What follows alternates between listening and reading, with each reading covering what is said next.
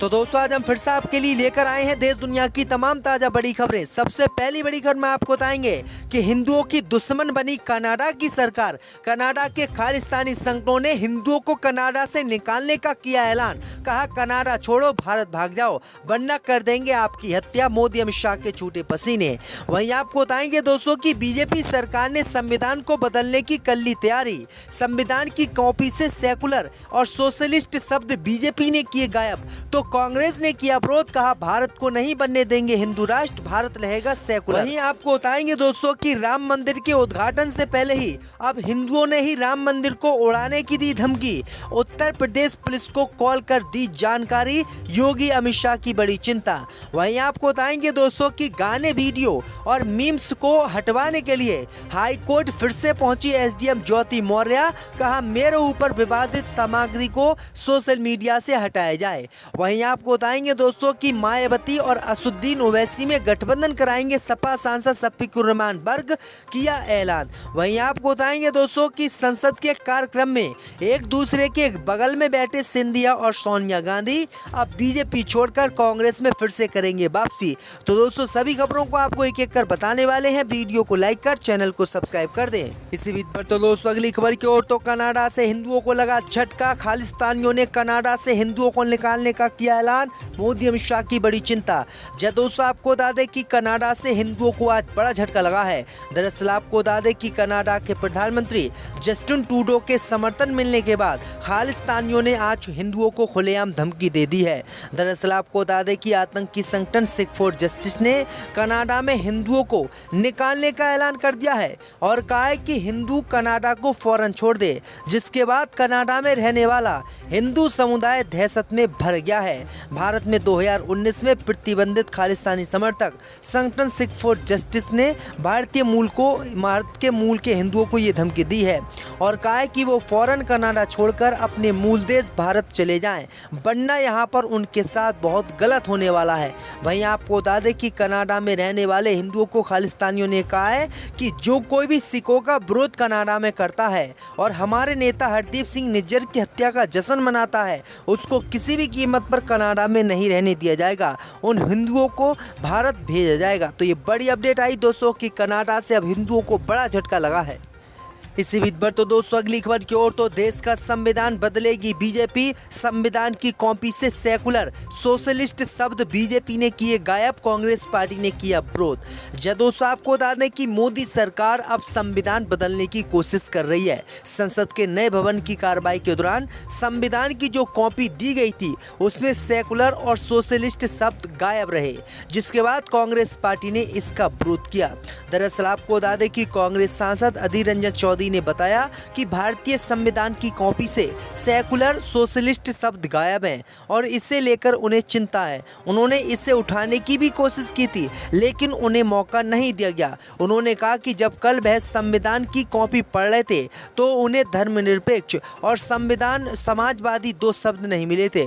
उन्होंने कहा कि तब उन्होंने खुद अपने आप से इसे जोड़ दिया था। उन्होंने इस बात को राहुल गांधी को ही बताया और राहुल गांधी ने कहा कि बीजेपी हमारे संविधान को जानबूझकर बदलने की कोशिश कर रही है, जो कि चिंता का विषय है। भारत एक सेकुलर देश है और किसी भी कीमत पर यह हिंदू राष्ट्र नहीं होगा, ये सेकुलर ही रहेगा। तो ये बड़ी अपडेट आई दोस्तों कि बीजेपी अब संविधान को बदलने की कोशिश कर रही है और भारत को हिंदू राष्ट्र बनाने की ओर मुड़ गई है। इसी बीच पर तो दोस्तों अगली खबर की ओर, तो उद्घाटन होने से पहले ही राम मंदिर को बम से उड़ाने की मिली धमकी, बीजेपी को बड़ी चिंता। जब दोस्तों आपको बता दें कि यूपी के अयोध्या में बन रहे राम मंदिर को उद्घाटन से पहले ही बम से उड़ाने की धमकी मिली है, जिसके बाद योगी सरकार में खलबली मच गई है। ये धमकी 19 सितंबर शाम को लखनऊ कंट्रोल रूम में किसी ने कॉल कर दी है। वहीं आपको बता दें कि संदिग्ध फोन कॉल के आते ही लखनऊ और अयोध्या पुलिस सक्रिय हो गई है। साथ ही अयोध्या पुलिस ने श्री राम मंदिर के आसपास सुरक्षा के कड़े इंतजाम कर इस मामले की जांच शुरू कर दी है। धमकी देने वाले नंबर को ट्रेस किया गया तो नंबर बरेली का निकला, जिसके बाद लखनऊ पुलिस ने बरेली पुलिस को कॉल कर धमकी देने वाले नंबर की जानकारी दी। जांच के दौरान पता चला कि मोबाइल नंबर बरेली के फतेहगंज पूर्वी के रहने वाले इटोरिया निवासी गिरीश के नाम पर दर्ज है, जिसके आधार पर एसओजी और सर्विलांस टीम रात में गिरीश के घर पहुंची। तो ये बड़ी अपडेट आ रही दोस्तों। इसी बीच पर तो दोस्तों अगली खबर की ओर तो एक बार फिर से एसडीएम ज्योति मौर्य पहुंची हाई कोर्ट, गाने वीडियो हटाने की मांग। दोस्तों आपको बता दें कि उत्तर प्रदेश की चर्चित एसडीएम ज्योति मौर्य एक बार फिर से दिल्ली हाई कोर्ट पहुंच गई हैं। दरअसल आपको बता दें कि ज्योति मौर्य ने दिल्ली हाई कोर्ट में दाखिल याचिका में कहा कि उनकी निजी जिंदगी से जुड़ी खबरों, फेक न्यूज, वीडियो और ऑडियो और उनसे जुड़े गानों को सोशल मीडिया प्लेटफॉर्म से हटाया जाए। इतना ही नहीं, इस याचिका में एसडीएम की मांग है कि उनकी निजी जिंदगी से जुड़ी खबरों को न्यूज चैनल या किसी भी सोशल मीडिया प्लेटफॉर्म पर प्रसारित करने से रोक लगाने के निर्देश कोर्ट द्वारा दिए जाएं। आपको बता दें कि इससे पहले अगस्त महीने में भी एसडीएम ज्योति मौर्य ने दिल्ली हाई कोर्ट में याचिका दाखिल की थी और सूचना और प्रसारण मंत्रालय से उनके खिलाफ सोशल मीडिया पर प्रसारित हो रहे वीडियो, मीम्स और फेक न्यूज को हटाने की मांग की थी। दिल्ली हाई कोर्ट ने इस मामले में 22 सितंबर की अगली तारीख दी थी, लेकिन इससे पहले ही ज्योति मौर्य ने हाई कोर्ट में याचिका दाखिल करके जल्द सुनवाई की मांग की है। इसी बीच पर तो दोस्तों अगली खबर की ओर तो सपा सांसद शफीकुर रहमान बर्ग ने दी सलाह, कहा मायावती और ओवैसी उत्तर प्रदेश में हुए एक तो बदल जाएगी तस्वीर। दोस्तों आपको बता दें कि समाजवादी पार्टी के संभल से सांसद डॉक्टर शफीकुर रहमान बर्ग ने मायावती और ओवैसी को गठबंधन आपस में करने की सलाह दी है। उन्होंने कहा कि बसपा प्रमुख मायावती और एआईएमएम प्रमुख असदुद्दीन ओवैसी को भी इंडिया गठबंधन में शामिल होना चाहिए। उन्होंने कहा कि अगर ये दोनों ही शामिल हो जाते हैं तो उत्तर प्रदेश की तस्वीर बदल जाएगी।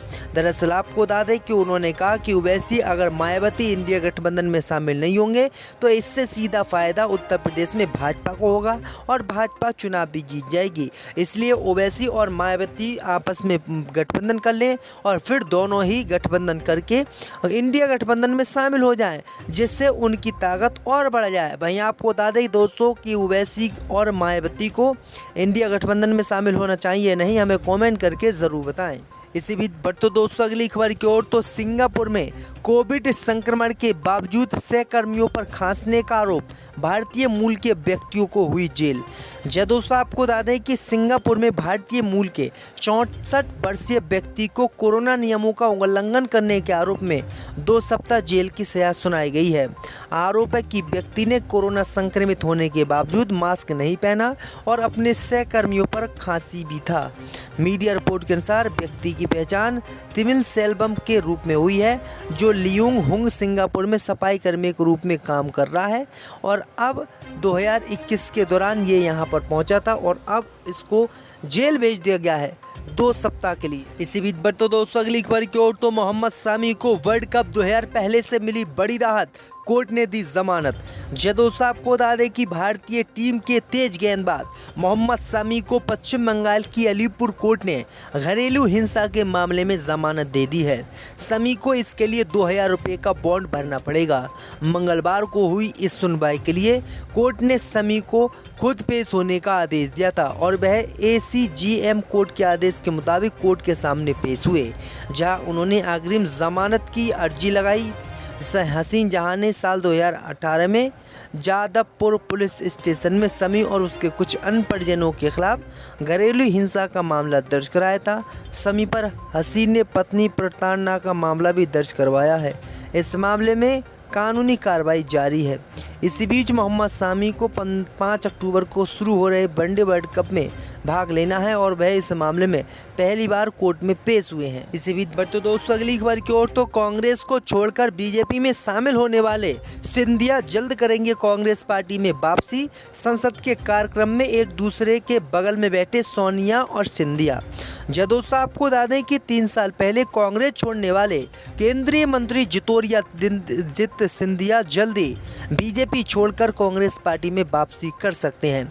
दरअसल आपको बता दें कि मंगलवार को पुराने संसद भवन के केंद्रीय कक्ष में आयोजित एक कार्यक्रम में पार्टी की पूर्व अध्यक्ष सोनिया गांधी के साथ बातचीत करते और उनके बगल में बैठा देखा ज्योतिरादित्य सिंधिया को जाया जा सकता है। वहीं आपको बता दें कि खबर ये भी सामने आ रही कि जल्दी सिंधिया बीजेपी छोड़कर कांग्रेस पार्टी में वापसी कर लेंगे, क्योंकि कांग्रेस बीजेपी में उनका मन नहीं लग रहा है और उन्हें अच्छा भी नहीं लग रहा है, इसलिए वो जल्दी कांग्रेस पार्टी में शामिल हो सकते हैं। आपकी क्या राय दोस्तों, ज्योतिरादित्य सिंधिया को कांग्रेस पार्टी में वापसी करनी चाहिए या नहीं, हमें कमेंट करके ज़रूर बता दें। इस सर्वे को अगर ठीक माना जाए तो इस बार केंद्र में कांग्रेस पार्टी की सरकार पूर्ण बहुमत की बन रही है। यानी अगर इस सर्वे के नतीजे ठीक बैठते हैं तो 543 में से 306 सीटें कांग्रेस पार्टी को मिल रही हैं, 204 सीटों पर भाजपा सिमट रही है, जबकि 4 सीटें कांग्रेस पार्टी को मिल रही हैं, 29 सीटें जो अन्य दल हैं उनको मिल रही है।